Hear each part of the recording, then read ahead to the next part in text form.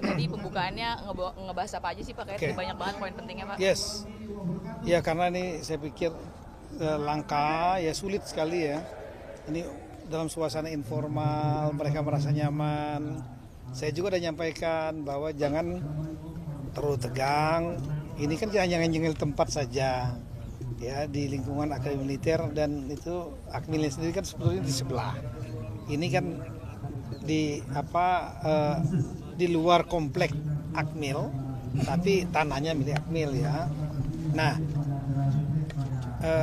kita belajar dari Akmil bukan soal militeristiknya, tapi ada nilai penting yang juga berlaku di dalam dunia kehidupan swasta, soal disiplin, ya, tepat waktu seperti tadi olahraga. Saya tadi tes tadi kan olahraganya kan lihat tuh bedanya. Kalau teman-teman militer dan Polri biasanya on time jam 5.30. Tadi kan begitu musik mulai baru tadinya sedikit baru rame. Nah, kita mau merubah pola itu selama seminggu ini supaya mereka bisa tepat waktu. Supaya nanti di waktu dia di tempat kerja masing-masing ketika membuat rapat jam misalnya 9. Ya betul-betul jam 9.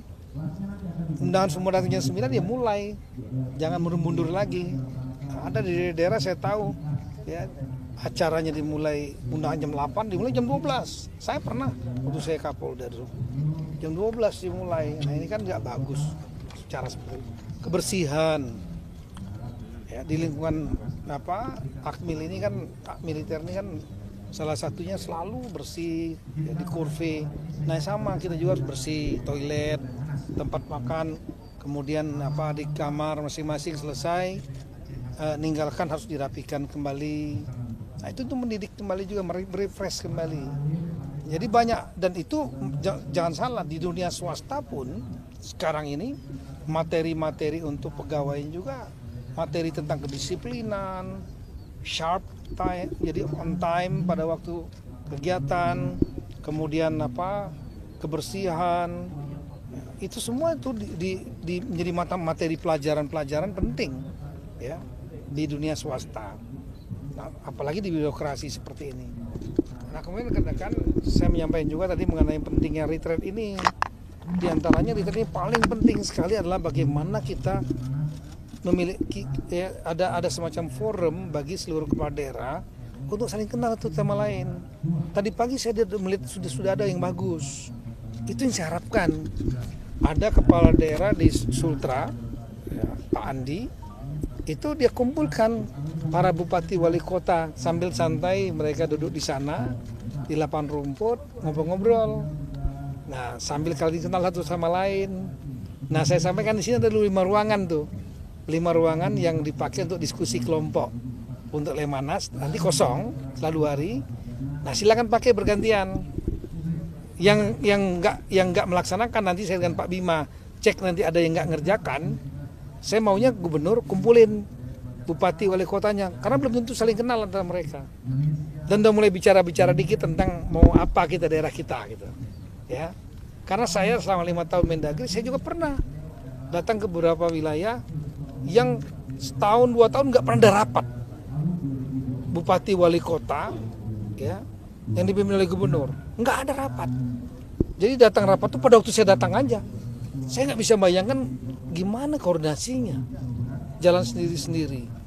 Nah, ini saya harusnya rapat tingkat provinsi itu paling enggak lah 3 bulan 4 bulan sekali, mengevaluasi apa yang sudah dikerjakan, apa yang kurang, saling bantu gitu. Nah, ini ada 5 ruangan, nanti saya dengan Pak Wamen nanti akan cek ya, dan akan dorong silakan yang dari Aceh kumpul tuh semua dengan gubernurnya. Silakan yang Sumatera Utara, Pak Bobi dengan seluruh bupati wali kotanya, Pak Haris dengan Jambi, Sumatera Barat, kumpul lah. Entah ngobrol-ngobrol, ngopi-ngopi aja nggak apa-apa, yang penting kenal. Gitu. Inilah momentumnya. Kalau sudah kembali daerah masing-masing, udah sibuk sendiri-sendiri dengan berbagai persoalan sendiri-sendiri. Itu yang saya sampaikan.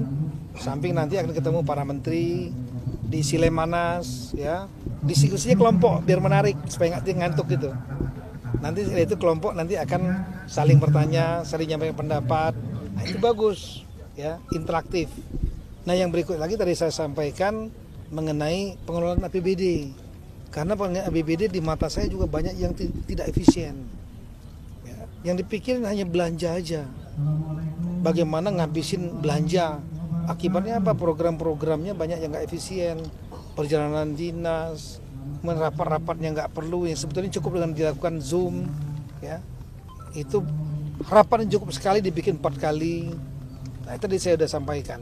Hari ini saya akan mengeluarkan surat edaran, ya, kepada seluruh daerah, item apa saja yang harus dilakukan efisiensi dan caranya bagaimana, dan kami akan monitor melalui sistem kami daerah mana, dan setelah itu ditembuskan kepada Mendagri apa saja yang diefisiensikan, ya. Dan tapi intinya yang utama, kegiatan utamanya tetap berjalan. Target-target harus tetap tercapai. Jangan sampai kemudian mereka membuat efisiensi yang sembarangan, yang kemudian malah nggak nyampe target. Ada daerah-daerah yang saya sudah disampaikan yang bisa silpanya, sisa lebih penggunaan anggarannya tahunannya bisa sampai ada yang 5 triliun. Artinya nggak digunakan untuk kepentingan rakyat. Tadi saya disampaikan. Dan kepala daerah saya minta berpikir jangan hanya mikirin ngabisin belanja. Bagaimana cari pendapatannya? Di antaranya lah mempermudah kemudahan berusaha untuk para swasta. Swasta ini bukan hanya asing, ya. Swasta dalam negeri, UMKM itu dipermudah, jangan dipersulit. Kalau swastanya hidup, maka baru nanti akan memberikan retribusi pajak kepada daerah untuk menjadi PAD. Kalau PAD-nya tinggi, maka daerah bisa membuat program apa aja. Kalau PAD-nya rendah, transfer pusatnya tinggi, habis buat belanja pegawai, daerah ini nggak akan pernah maju. Saya sampaikan seperti itu. Nah, efisiensi juga karena ada 1.300 triliun di daerah ini, ya, maka harus tepat sasaran dan kami akan awasi. Kemudian yang saya sampaikan lagi adalah mengenai masalah masalah kebersihan. Ini Bapak Presiden berkali-kali menyampaikan kepada saya, kebersihan kita itulah indikator budaya bangsa kita. Jadi bukan hanya kebersihan dalam arti pengelolaan sampah, ya, itu harus sampah. Jangan autopilot. Ada daerah yang bagus punya ide dan punya terobosan yang sudah dilaksanakan. Saya nggak mau sebutkan lah, ya. Tapi ada juga yang daerah itu autopilot. Pemimpinnya nggak peduli kepada kebersihan sampah dan lain-lain. Akibatnya merusak lingkungan. Kemudian yang punya lautnya hancur, ikan-ikannya mati karena makan plastik, ya. Nah, ini juga saya minta dijadikan program penting, ditambah dengan spesifik Bapak Presiden menyampaikan untuk perbaikan kebersihan toilet-toilet di ruang-ruang publik, bandara, dermaga, terminal, di mall, ya, di mana-mana di ruang publik itu, sekolah, kantor harus bersih, standarnya kering dan tidak berbau, itu standarnya. Nanti saya minta kepada daerah mengerjakan itu. Dan kemudian yang lain mengenai apa tadi, ya? Inflasi sudah saya sampaikan tadi. Setiap minggu selalu saya pimpin. Inflasi saat ini sudah terjaga sangat baik, 0,76%. Dan negara kita mengendalikan itu dengan ilmu baru, di luar ilmu yang berlaku secara universal. Di universal yang berlaku hanya menggunakan 2 instrumen saja, yaitu menjaga nilai tukar uang lokal itu jangan jatuh dibanding dolar. Ya, itu kerjaan dari central bank. Yang kedua adalah mengendalikan suku bunga. Inflasi naik, suku bunga naikin supaya demandnya turun. Demand turun, harga akan turun dan sebaliknya. Nah, ini kita mengendalikan berdasarkan daerah. Daerah semua bergerak. Kita memiliki peta daerah tiap minggu. Dan saya pimpin, atau Pak Bima, Pak Ben yang bikin, atau Sekjen yang mimpin gantian kami. Itu tiap minggu dengan instansi lain, seluruh daerah melihat. Kita lihat, kasih tahu daerah mana yang tinggi, rendah, apa komoditasnya, dikeroyok rame-rame. Nah, sekarang Indonesia termasuk salah satu negara yang terbaik menangani inflasi, artinya harga barang dan jasa, ya. Di G20 nomor 3, di ASEAN kita juga nomor 3, tapi nggak meniru beberapa negara yang daya belinya menurun. Ya. Di tingkat dunia kita nomor 26 dari hampir 186 negara dunia. Salah satu yang terbaik. Artinya terjadi keseimbangan harga barang jasa itu antara menyenangkan konsumen dan menyenangkan produsen. Secara umum seperti itu.